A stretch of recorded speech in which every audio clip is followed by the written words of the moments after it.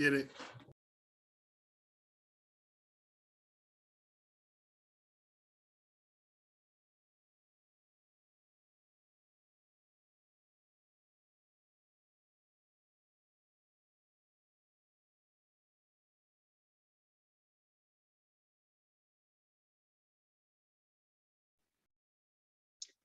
Hello, everyone, and welcome to the second lecture in our Resistance Through Resilience lecture series.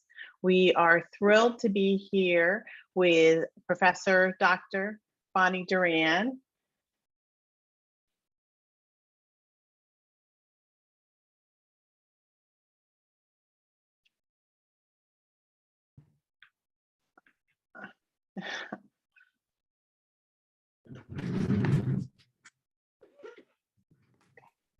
Hi there, I'm sorry. Oh, I'm sorry for that pause. I was getting 3 echoes and I couldn't hear. I will start again. I usually begin by asking for grace on events, and I should have begun in that way. Getting all the echoes, Daryl.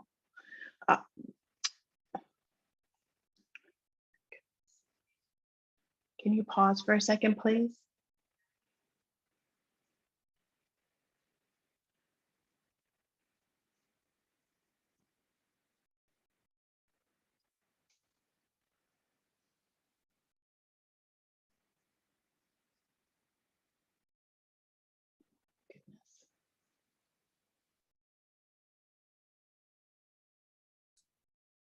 Okay.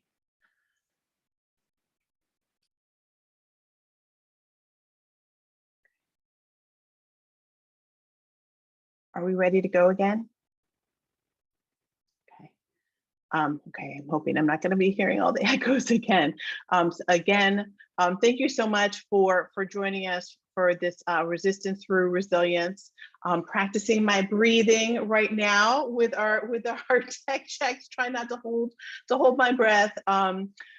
Really happy that you were able to join us. My name is Relina Joseph. I am a professor in the Communication Department at the University of Washington, and I direct the Center for Communication, Difference, and Equity, and I'm an Associate Dean of Equity and Justice in the Graduate School. And I want to begin with a land acknowledgement. We acknowledge the Coast Salish peoples of this land, the land which touches the shared waters of all tribes and bands within the Suquamish, the Tulalip, and the Muckleshoot nations. This land acknowledgement is one small act in the ongoing process of working to be in good relationship with the land and the people of the land. And to tell you a little bit about what we've been doing this year, our 2 centers. So I am here with Megan Kennedy, who you're going to hear from in just a minute. Megan directs the University of Washington's Resilience Lab. And our 2 centers, the Center for Communication, Difference, and Equity, and the Resilience Lab, have come together in a partnership to create different programming to address the stressors that our most vulnerable populations, in particular Black, Indigenous, people of color, here are experiencing. And we're calling this project Resistance Through Resilience. Our 2 centers have different but related goals. The CCDE facilitates intergenerational dialoguing around race and its intersection. And we work on creating tools for action against intersectional racism. The University of Washington's Resilience Lab teaches cognitive behavioral skills to manage emotions and cope with challenging situations, mindfulness skills to strengthen self-awareness, and practices that promote compassion. So we felt like this was a really wonderful match between the work on anti-racism and the work on mindfulness and compassion. And we're trying to bring those together to create interventionist programs using our tried and true programs that are already existing.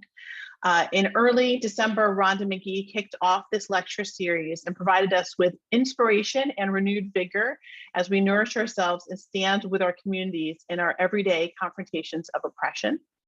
Tonight, Dr. Bonnie Duran is here to continue the conversation that we started with McGee in the fall. And I'm going to pass the mic over to Megan, who's going to tell you more about what you can anticipate tonight. Thank you, Relina, and good evening, everybody. My name is Megan Kennedy, and I'm really happy to be here this evening in conversation with Dr. Duran. First, I'd like to thank our sponsors for this evening, of which there are many. Our deepest appreciation goes to first the Mind and Life Institute, the Moritz Family Foundation, UW's Diversity and Inclusion Seed Grants, the Communication Department, the Dean's Office of Undergraduate Academic Affairs, and then also many of you made contributions when you registered for tonight's event. And we're so grateful for your contributions that you made towards our Resistance to Resilience program and for the opportunity for us to bring speakers like Rhonda McGee and Dr. Duran and others to campus so that we can uplift this conversation about mindfulness and compassion and racial justice within our community. In a moment, I have the honor of introducing Dr. Bonnie Duran, our speaker this evening. She's going to speak for about 30 minutes or so, more or less. And then we're going to have an opportunity to be in discussion with her in a more informal way. We'd love to hear your questions, and we have folks from our respective teams moderating the chat in the YouTube live stream. So please, Bonnie's going to share a lot of resources with you through that chat, and we also welcome your questions for which we'll respond to the best of our ability at the end of the hour. So now I have the opportunity and the pleasure of introducing Dr. Bonnie Duran. She is a professor in the schools of social work and public health here at the University of Washington. She specializes in participatory research methods, Indigenous health interventions, and historical trauma. In combination with her extensive experience as a Buddhist mindfulness practitioner and teacher, Dr. Duran's work highlights the intersections between personal well-being and community empowerment in the search for public health efforts that are effective, accessible, and sustainable. Bonnie, a lot of people are here to listen to you tonight. As we've talked about, we've had hundreds of people register to hear you. Relina and I feel so grateful for this relationship we've been cultivating with you this year. So we're both honored and really grateful for your presence and just to be in this conversation with you in an ongoing way. And thanks for sharing your wisdom and your heart and your work with us. And I'm going to turn it over to you. Well, thank you, Megan. And I just want to thank you and Relina for the invitation. It's quite an honor to be asked to present before our wonderful UW community and those of us who are struggling to find some well-being amongst all the craziness. So I just want to take, have a bow to both of you for the invitation. It really makes me feel satisfied and cared for, which is what we're all looking for, right? So I'm going to pull up my presentation. It's more slides than I need for the amount of time we have. So I'm going to make these slides available to all of you. So please don't, feel bad if I skip over some, because you can have them all at the end to do whatever you would like with them. So, just a little bit about my social location. I'm a mixed race Native woman. I'm actually a member of the Atacapa tribe, Opelousas and Coushatta. I'm also African-American, and also my father grew up speaking French. My mother's last name is Romero. So Louisiana has a lot of different ethnicities, and that's where my parents are from. I'm a first-gen college student. I went to San Francisco State University and UC Berkeley, product of the Civil Rights and Women's Movement. I grew up professionally in urban Indian clinics. The only places I've ever worked are universities and Native agencies. My specialties are community-based participatory research and alcohol, drug, and mental disorder, epidemiology and interventions in Indian country. And by some incredible karmic twist, and it was actually in 1981, I found my way to Nepal, India. And I did my first mindfulness retreat. Actually, I did a month retreat and then a 2-week retreat. And I found mindfulness in the beginning of the 1980s. And that's why I was able to get a doctoral degree, really. I'm sure that was it. I want to talk about how did our minds get colonized and what other wounds might be present in our mind, hearts, and bodies. And, talk about colonization. it wasn't just, I mean, definitely the biggest impact has been right now we see on Indigenous and African descent, African American people and African immigrant people. But, you know, everybody got colonized by the 1%. And I could, you know, actually, I've got some wonderful resources for people who want to investigate that. But I'm going to talk tonight specifically about Indigenous and BIPOC people. And then how do we gain resilience, peace, and freedom? You know, what resources are there for us? And then I'm going to talk a little bit about some wonderful free resources for mindfulness and loving kindness. So I'm in social work and public health, and we call the whole medical establishment the medical industrial complex. And how that got started was, you know, genealogically, it was the European Reformation and the Enlightenment period, where actually modernity and all the scientific methods and the birth of Western science was specifically designed for colonialism and settler colonialism. And colonialism was designed for modernity as well. The two really went hand in hand. Philosophically, it's so interesting. You know, it's teleological action, which means if you are able to get the outcome that you want, however you get there is absolutely fine, no matter what you do. So, you know, one way to say that is if you want to spend 3 minutes weightless in space, you can pay millions of people who are working for you minimum wage or lower. So crazy teleological action, you know, that's one philosophical tradition.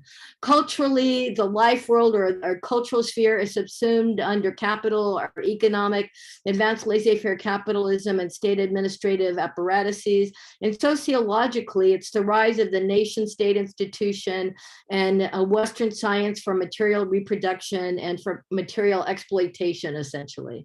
There's a lot out there. And then I love to talk about this very quickly, the colonial matrix of power. There's 4 very important and big power structures going on, you know, as we talk right now.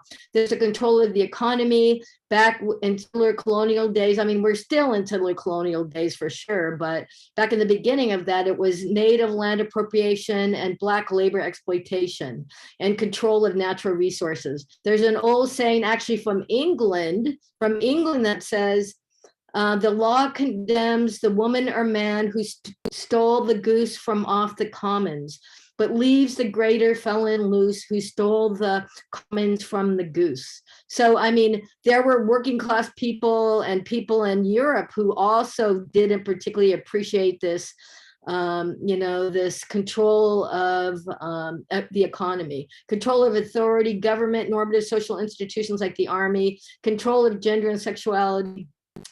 I love to talk about, you know, one of the things that made Indigenous people genetically and culturally inferior, according to the settler mentality, was that we had a gender spectrum in 1492. You know, there were more than 2 genders. There was no gender binaries in most tribes, you know, so we actually got that way back when. And then control of subjectivity and knowledge. I mean, Western science is now just realizing that it is not the only subjectivity and the only form of knowledge development. And, you know, we're trying to decolonize that. So far, you know, that's what we've been taught. That's what I was taught in the beginning of my career. And, you know, a lot of us are legacies of Western colonial science. And this is just some examples of that. Here is an example of Western science that was cultural genocide, essentially. You know, forbid children kidnapped from their homes and sent to boarding schools, forbidding them to speak their language or practice their culture. You know, definitely cultural genocide. This is the kind of, you know, science that was back there. I mean, just the most egregious scientific articles about Native people of North America, just about, you know, the infant mortality rate wasn't due to mass cultural genocide of settler colonialism. It was due to the fact that Indigenous women were genetically and culturally inferior and didn't even know how to take care of their kids. Really outrageous scientific journals. You know, you can imagine what the outcome of this is. The intelligence of Mexican and mixed and full-blood Indian children. As you can imagine, the whitest kids in this study were the smartest. Crazy stuff. But, I've got 300 articles like that. And if anybody doing work with communities, you might want to look at the science, history of science in the communities. Here's a great, wonderful history, a real history of Indigenous people in the US done by the very brilliant Karina Walters. I love QR codes. There's a whole bunch of QR codes in this presentation. If you don't have time to point your camera on your phone to it, this presentation will be available for you to get them later. So in addition to all of that, that trauma, we're looking at compassion fatigue. A lot of us during COVID have had compassion fatigue. We've had moral injury of trying to work within systems, doing social justice work and having, people's voting rights reduced, and just seeing the incredible, pushback from social justice that we've seen in the country for the last couple of years. That's a case of moral injury. You can see a very short video by Z-Dog MD about moral injury. Secondary trauma and stress and vicarious trauma are things that a lot of us are experiencing. BIPOC and our white relatives as well, our European American relatives, are all feeling this type of trauma. But, in Indian country, we came up with this idea of historical trauma, and, that it's cumulative emotional wounding over time, over the lifespan, and across generations. It's experienced by individuals and by entire communities.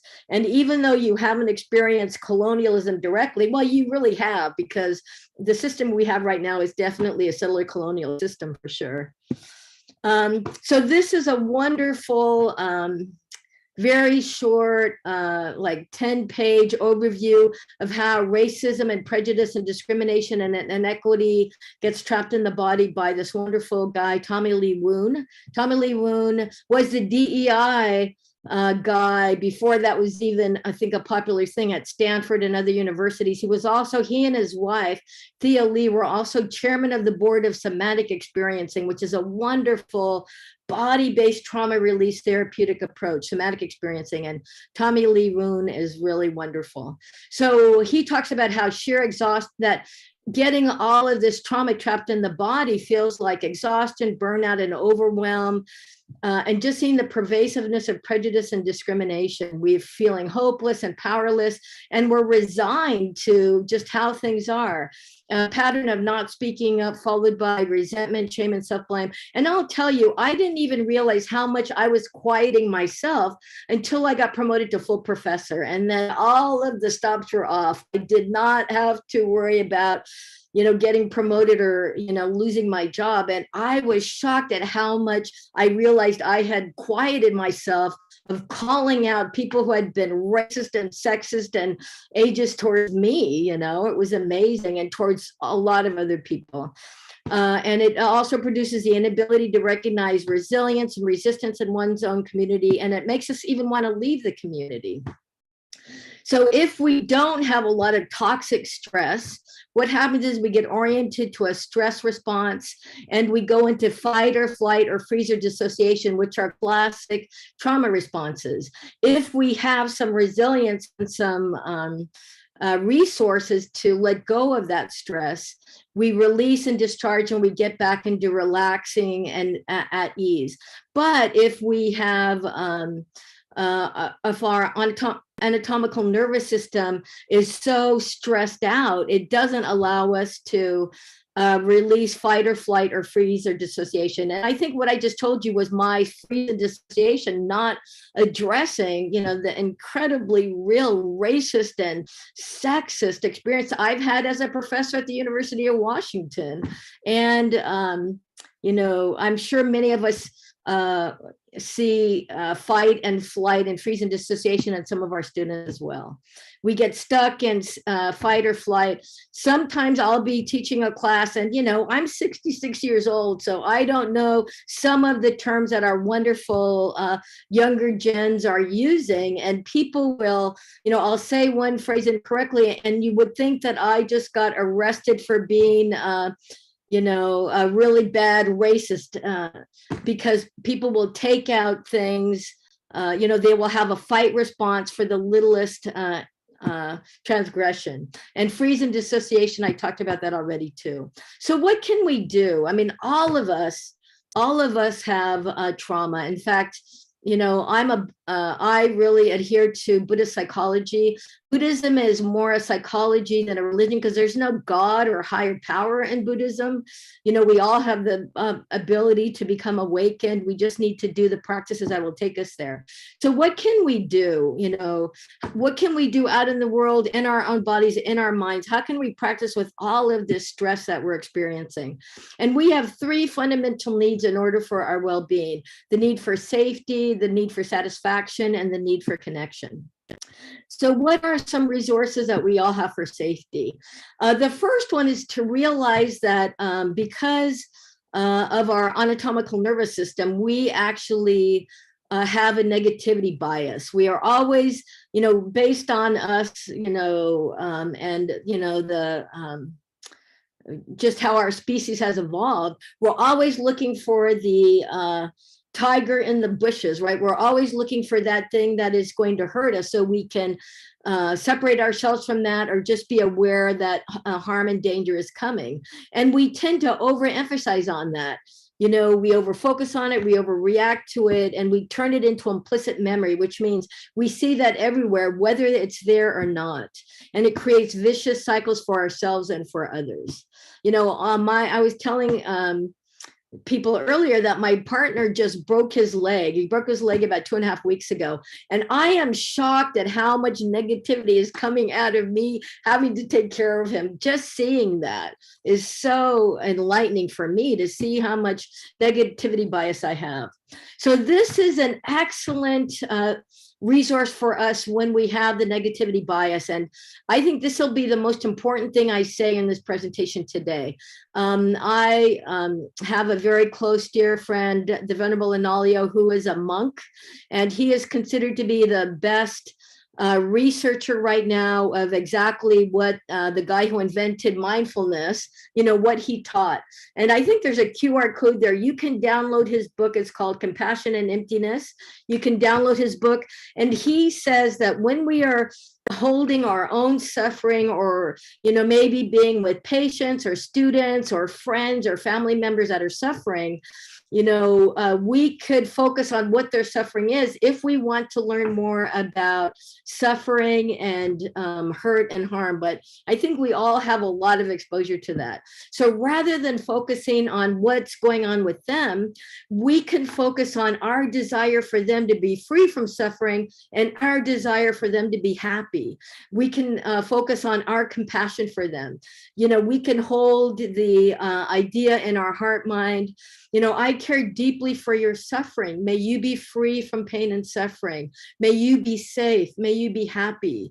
May you be free from suffering. And when we do that, we actually create an energetic field of compassion for the people that we are interacting with, to hold and to feel. And it actually allows us to be with them longer and to stay with them. Compassion actually feels good. So we are transmitting and holding an energy field and our deep wishes for their well-being. And it's a very wholesome way to hold the dukkha or the suffering of other people. And you can download that book, and you only have to read the first chapter of it, because that's where he talks very deeply about how to hold suffering and compassion. Compassion feels good, and it's a way for us to be more available to people who are suffering and to be more available to ourselves as well. So that was resources for safety. So this is resources for satisfaction. How, you know, just being here, being invited to give this talk, to me is a resource for satisfaction for me. I so appreciate that you appreciate what I'm talking about. So thank you for that. So we can develop, all of us can develop a sense of worth again, you know, not ignoring the positive things going around us, you know, appreciating who is loving us and liking what we do. And, you know, we can bring that respect to ourselves as well. So we can take in experiences of being capable and skillful and talented, because those are happening all the time and we don't even realize it.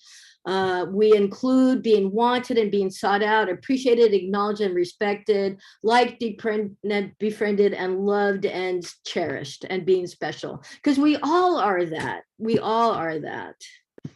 And then another way to feel satisfaction is to just see the gladness and the gratitude around us, to look at what good fortune we have, at the kindness of others, even just to say, hey, we're still alive right now. What can we do with this time that we have? Letting gratitude sink into us and spread inside of you, turning gratitude and all these positive mental factors from states of mind into traits of mind. So that's what arises when we are acting in the world. That's what motivates us to act in the world, is all these positive mental states. Bring to mind some of the things that we're glad about. You should all be incredibly glad that you have signed up for this talk, because it means that you're trying to nurture yourself and nurture your loved ones. So you should give yourselves a big, huge pat on the back for that. That's good karma points, good karma points. Now, tribal communities, my sister teaches in the social work program at Sitting Bull College at Standing Rock Res, and they've developed a wonderful list of positive qualities that they're trying to get all of their students to start practicing so they get stronger. And guess what?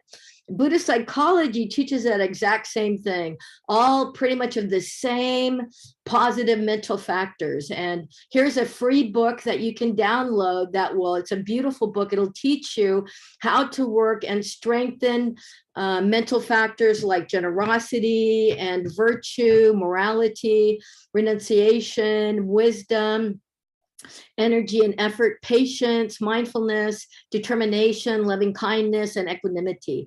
This book is free, and you can download and really learn how to practice and make those stronger than all of our negative emotions. And then this final resource, this need is a resource for connection.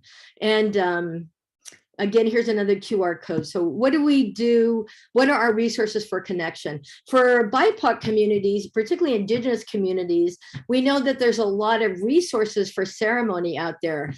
Sweat lodges, our research center at UW, the Indigenous Wellness Research Center, actually, Karina Walters has a sweat lodge in her backyard. We were all there on Saturday, actually engaging in a ceremony with one of our traditional medicine healers from Montana, from Blackfeet land.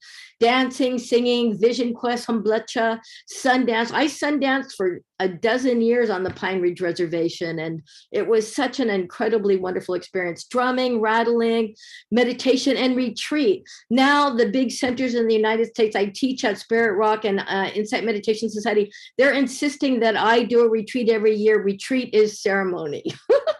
They love the Indigenous retreat. Here's another way for us to stay connected, is to think about, all of the places that we have been harmed, and to do forgiveness. We do forgiveness for ourselves. It could be useful for forgiving settler colonial people and the like, but I think that forgiveness is a gift that we give ourselves, because we can forgive patriarchy and racism and sexism and ageism and all of the isms, rage against our LGBTQ brothers and sisters and our people with disability relatives, but we don't necessarily need to renew the relationship. We can forgive them and say, okay, I forgive you, but we're not hanging out anymore, or you can decide to renew the relationship. And, I can tell you, as someone who likes to be watching what's happening here a lot, I see racism, sexism, homophobia, ageism, patriarchy in myself all the time. So here's another excellent resource. Anu Gupta is, uses mindfulness to decolonize. And he's actually has a lot of data. He's looking for some researchers to help him analyze his data. I don't know, someone out there might want to do that.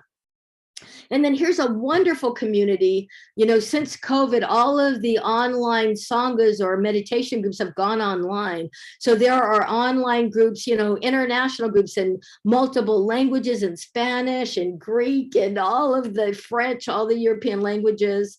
And there's also groups for people in recovery. There's groups for LGBTQ people. There's women's groups and older women's groups, just a huge amount of online resources. And some of the best teachers. Gil Fronsdal has a daily group that has thousands of people from all over the world sitting in on it. Really wonderful. I can highly recommend that. And then this is really what mindfulness is about. We have two knowledge systems. All humans have two knowledge systems.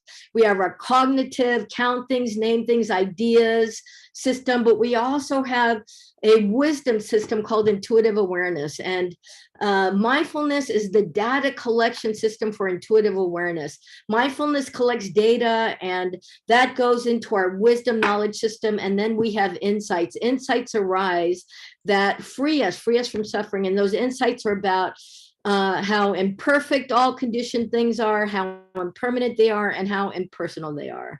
I know that's a bigger talk that I can't give now, but mindfulness holds all of our mental and physical and energetic manifestations between obsession and denial, being indulgence and repression. We can see them when our mindfulness is strong. When we have samadhi, we see what's happening in this heart, mind, and body with so much objectivity. We realize that, it's not personal. And based on this, so mindfulness, as we know, is a 200-year-old epistemology of the global South. And look at this. This is an article that was published about 6 or 7 months ago by one of the highest regarded scientific journals, Nature Human Behavior. You can use that QR code to download this article. And they did a meta-analysis of over 419 randomized controlled trials they all put together, an N of over 50,000. And guess what the #1 well-being intervention was? It was this 2,600-year-old epistemology or knowledge system from the global South. It was better than anything else that they checked out. Isn't that interesting? So regular practice of mindfulness, actually Sila Samadhipanya, ethical conduct, mental training, and wisdom helps build concentration, sensory clarity, and equanimity. Equanimity is one of the highest spiritual values across all spiritual traditions. And I'll tell you, I went to undergrad and graduate Dharma school with Jack Kornfield and his wife, Trudy Goodman, who are both clinical psychologists. And I was like 50 years old when Jack Kornfield and Trudy Goodman diagnosed me with attention deficit disorder, and they said, hey, you should go check that out. And I think it was because I had been practicing mindfulness since the 80s that I was even able to get through graduate school at UC Berkeley, because it really does help with concentration. So what are the principles of indigenous presence or any knowledge system? It is first good conduct and good company.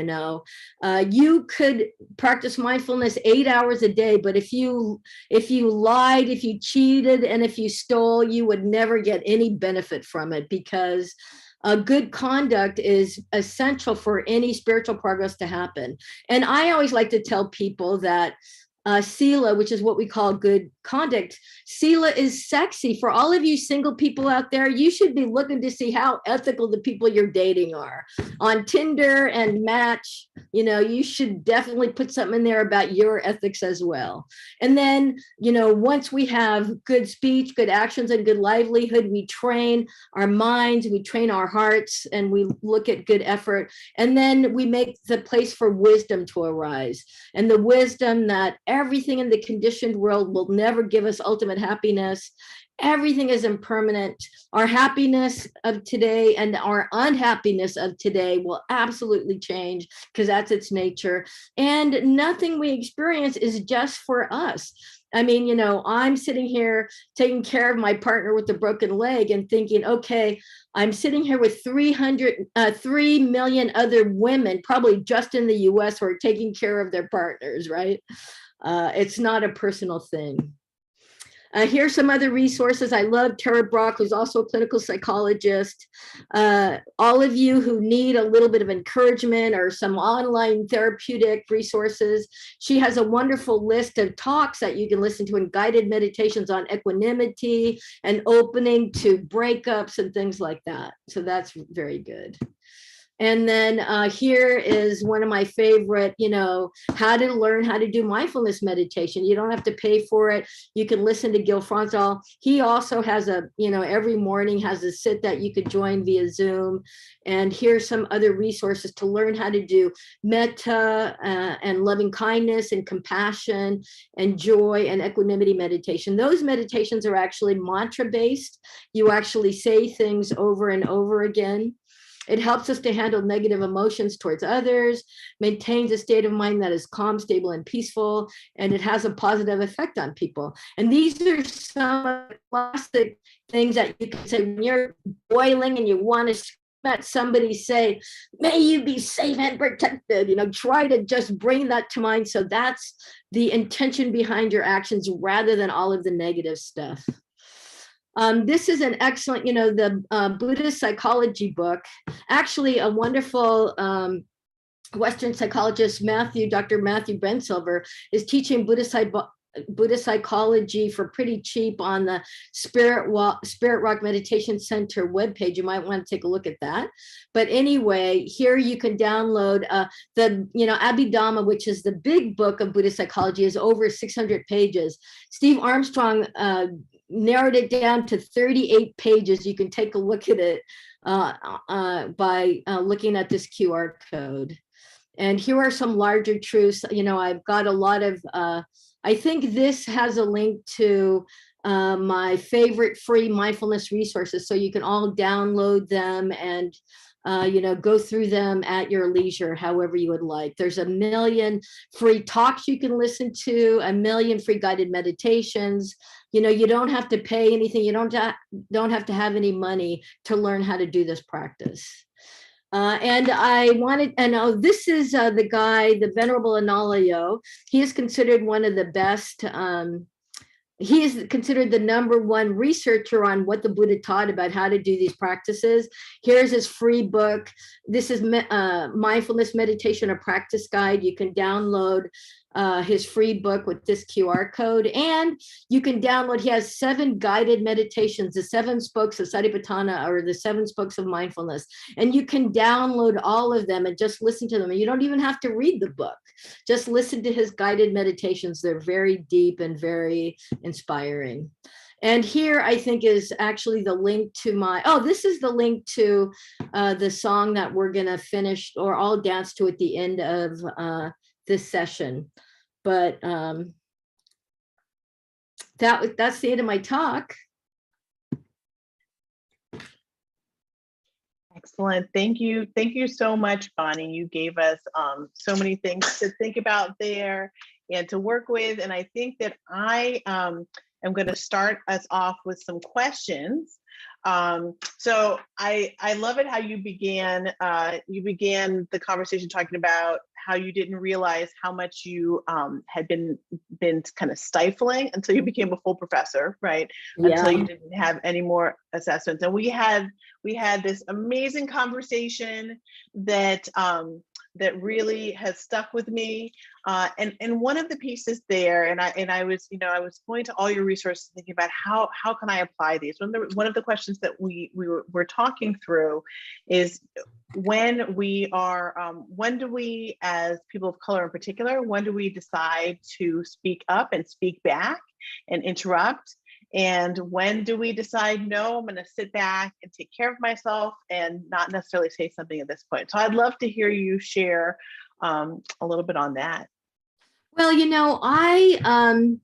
I didn't even realize that I was not speaking up until I didn't have to not speak up anymore. As soon as I became a full professor and I realized, oh, well, so, what can they do now, right? I realized that I had held back so often. And I think what we can do is, when we can realize that the perpetrators are our relatives too. I work pretty much 100% in Indian country, right? And I'm on all of these lists and get emails from people. And the introduction is, the salutation was always, dear relatives, dear relatives. And when we realize that the perpetrators are also our relatives, and and they're going to get their karmic they're producing karma right now that I have no doubt. I mean, I don't believe this. I know this is true. All of, all of the people who are having actions in the world based on the many, many manifestations of the three root poisons. The three root poisons are greed, hatred, and delusion. And there's many manifestations of that are in us and in, all of our perpetrators and our enemies, the people who are causing so much harm and hate in the world. And, they're hurting themselves as well. They don't even realize how much they are hurting themselves. And I think that one way for us to get some courage to speak up is to realize that we're helping them too. It's not just for us, that if they can let go of thinking that accumulation of another $1 billion will actually satisfy their craving, if they can actually let go of that and realize how much generosity has so much more karmic power and pleasure, to realize that we're working for everyone and no one is outside of our circle, I think that could be helpful. I think that's amazing. I think that it will take me my entire lifetime to get there, but that space of thinking about someone who is spewing vitriol as a relative, right? And to figure out how to tap into that empathy. So for everyone who's watching, please feel free to put a question into the chat in YouTube. And I'm going to hand the mic over to Megan, who has the next question for you. Thank you so much, Relina and Bonnie. Wow. I was taking notes so quickly. I can't wait to go back through all of your slides and look at those resources in more depth. I'm feeling really inspired and connected by so much of what you shared.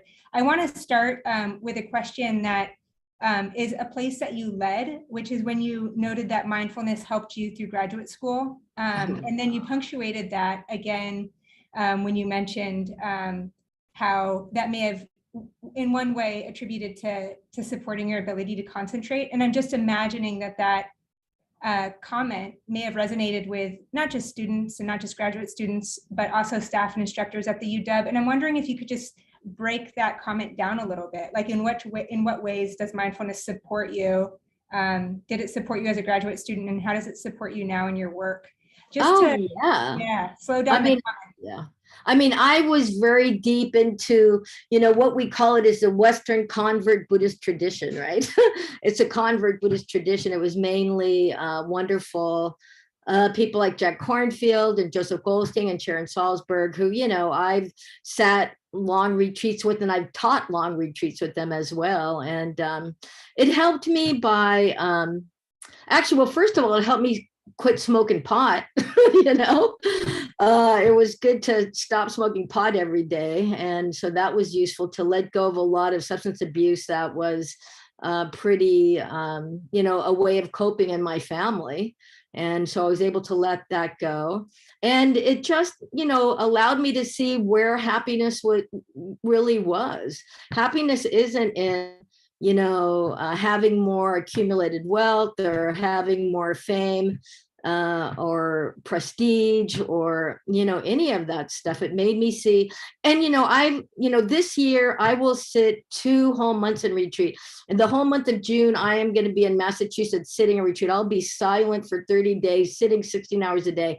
And I've done that, I do that every single year. And I got to tell you, that is better than any sex, drugs, or rock and roll I have ever had, just to see how much bliss and well-being is from that individual practice is absolutely amazing. You realize that your well-being is really located in our own, and what the, Western scientists call it is neuroplasticity. They talk about the neuroplasticity of our brain, and these practices that were taught 2,600 years ago, that's what they're doing. They're changing the structure of our brain to let us be more focused, more present, and to actually turn states of mind, very positive states of mind that are pleasant sensations, into traits of mind. So that is really what arises when we are out there in the world. So. And, I put a lot of different resources in the chat as well. There's a lot on how you do that in a lot of those resources as well. So please do take a look. Yeah. Well, Bonnie, I'm also curious, Relina and I are supporting, the idea of bringing the two centers together is with the idea in mind that mindfulness and compassion-based practices are going to support us in having conversations about race. And during your talk, you listed being aware of the automatic stress response, our negativity bias, loving kindness practices, taking in the good, gratitude, forgiveness. And that's just some of what you brought to our attention. And I'm wondering, when you think about having conversations about race or racial dialogue, what practices do you imagine would support folks? What would you integrate? Well, I think one of the biggest ones is a lot of people don't realize just how racist and sexist and homophobic they are, even though they might be doing social justice work in those areas. It's like very subtle underlying biases. If we were raised in this culture, we were raised to believe that white European American men were the smartest and the strongest and should, rule over everything, whether we realize that or not. And I think that that's one excellent thing that we can do is maybe look at Anu Gupta's program of just seeing unconscious bias and trying to let go of that, because we do it to ourselves. We're not only doing it to others, we're doing it to ourselves as well. All of those in, historically marginalized groups or in multiple of those groups, we're doing it to ourselves as well. And we need to really see that and love ourselves and give ourselves as much compassion and love as we can. Because if we don't, who the heck will? That's good practice. That's good karma for us to love ourselves. Absolutely. Mm-hmm. Yes, absolutely. And it's everything you're saying, I'm with you, and I realize how difficult, how challenging it is. Yeah. And particularly, you're talking about the ways in which you said that racism, that sexism, that it comes out of so many people who don't know that this is living inside of them, right? Exactly. Yeah. So I would love, for myself, but also probably for the audience, if you could talk us through, what does it look like to call someone into a conversation when they have said something that is offensive, that's upsetting, that feels like an attack. Yeah. How do you do that with loving kindness? Yeah. Well, first of all, you have to, figure out whether it is a place where you can do it and not get jumped on, right? It has to be a space that is open to hearing what the truths are in the room and the truths of everyone in the room, not just the person who set the agenda or is managing the meeting. So, to even start off a meeting or a discussion saying that, I might want to say some things in this meeting that you might not realize or that you might not agree with, but, please know that I'm going to try to say them in the best possible way, but be prepared for that, And then I think another thing for all of us who need to do that, one quality that is so important is equanimity. In fact, where was it? Oh, actually, I'm in an online group with this incredible ex-nun. She was actually a nun for like 20 years ahead of the Buddhist tradition in England, and she fell in love with another nun, and they left the convent and got married. And now they run an incredible retreat center in New Zealand. Willatania Reed, she is, her pronouns are she, her, badass. But anyway, or maybe they, them, badass. But anyway, she talks about just having equanimity and creating enough equanimity in yourself where you can see, someone else's harm. You can see how they're totally manifesting their settler ancestors and all of that. And then come back to a state of equanimity, say, I care deeply that you're hurting people right now, but I know I have no control over what's happening right now. So I'm going to step back and care for you and send you love, but I'm not going to be impacted by what you're saying because you are full of crap, just develop equanimity. Equanimity is an incredibly useful mind state to develop. It's really important. Yeah. Equanimity. I love that. And I love also the scene setting that you provided, so that you're not even just like jumping right in. You're giving a little on ramp and a little bit of a preparation, Yeah. right? And you're also, I heard you asking for grace in that moment as well, right? Yes, right. Yeah. And that actually, it links to a question that we got from an audience member, which is, what approaches have you seen in bringing compassion in conversations, particularly when folks might be triggered by language? How might we be imperfect in our conversations as well as compassionate? And I wonder if this links to part of the generational divide, perhaps you were noting in your classroom. Yeah, absolutely. So the question is how we hold that with some grace, I guess, huh? Well, I mean, we can try to point out as gently as we can, whether that was a triggering moment and a lot of other rage and anger arose in response to that one misstatement, whether that response was appropriate for that one misstatement, knowing, that I'm trying to decolonize myself. But if the person can't hear that at the moment, and usually when they're in fight or flight mode, it's hard for them to hear that. So to be honest with you, that's when I bring up my equanimity, I care deeply for your suffering. May you be free from pain and suffering. And, your karma depends on your actions, not on my wishes for you, what I want you to do is not possible. And, you are going to have to learn yourself what the outcome of that is. Yeah. Just to kind of let it go and not take it so personally. That's what it does. It allows us to not take it so personally, which is huge. It goes from being very personal to just part of, the manifestations of greed, hatred, and delusion, and that person's own trauma response. Like, oh, I feel so bad for you. You obviously have had a lot of trauma in your life, and may you be free from suffering. And nothing I can do right now is going to reduce that suffering. So I'm going to sit back and be equanimous about what you're saying and try to learn better language too. Absolutely. Yeah. Yeah. Thank you. Trying to, for all of us, trying to learn better language and trying to also hear the moments of growth, as other people are speaking. So that I saw that on one of your slides, that the importance of this speaking differently and listening differently as well.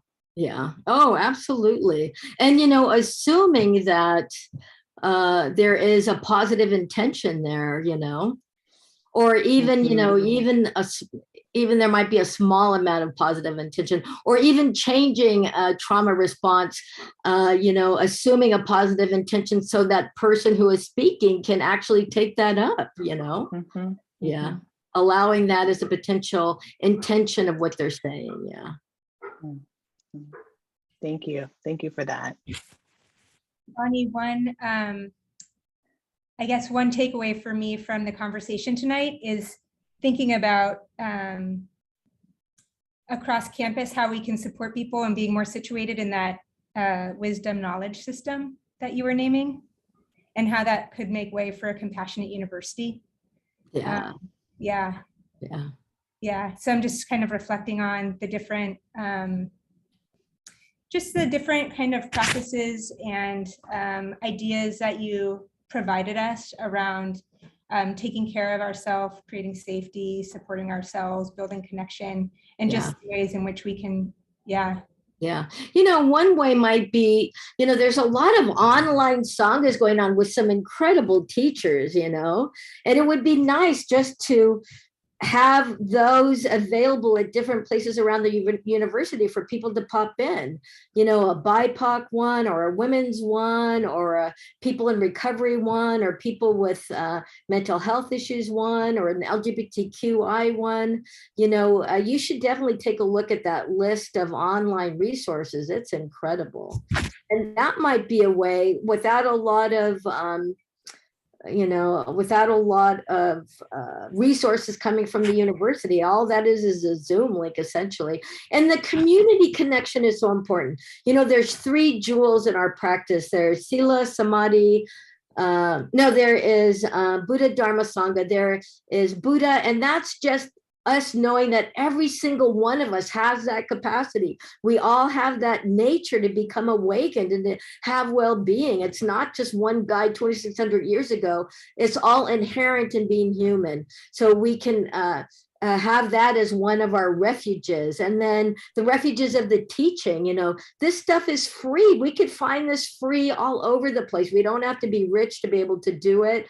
And then the community that does it, that is definitely a big part of it. You know, being with the community that wants to have wholesome intention and wants to help each other and wants to grow their love factors. I mean, what kind, you know, that's the kind of community we all want to be part of. You know, Sila, ethical conduct is sexy. All you single people out there, you should be looking for the ethics of the people on Tinder and Match. Bonnie, the number of resources that you shared too, that we were able to share with others in your offer to share your PowerPoint and make that public and something that people can turn to, I just want to punctuate what a gift that is to all of us. So thanks for creating those resources, and of course CCDE and the Resilience Lab will be sharing those. Yes. And you know, it's not just a gift from me, it's a gift from a 2,600-year-old tradition of the Global South. It's, you know, it's not just me, it's like a whole huge community. So yeah. Well, we want to thank you. We want to thank everybody who attended and contributed, spent their evening with us this evening. And we're going to have another lecture in spring quarter. Bonnie, we'd like to invite you to attend and be engaged in that conversation with us too. And for those of you who tuned in tonight, we'll be sending a follow-up email that includes the date and the time of our 3rd part of the lecture installment.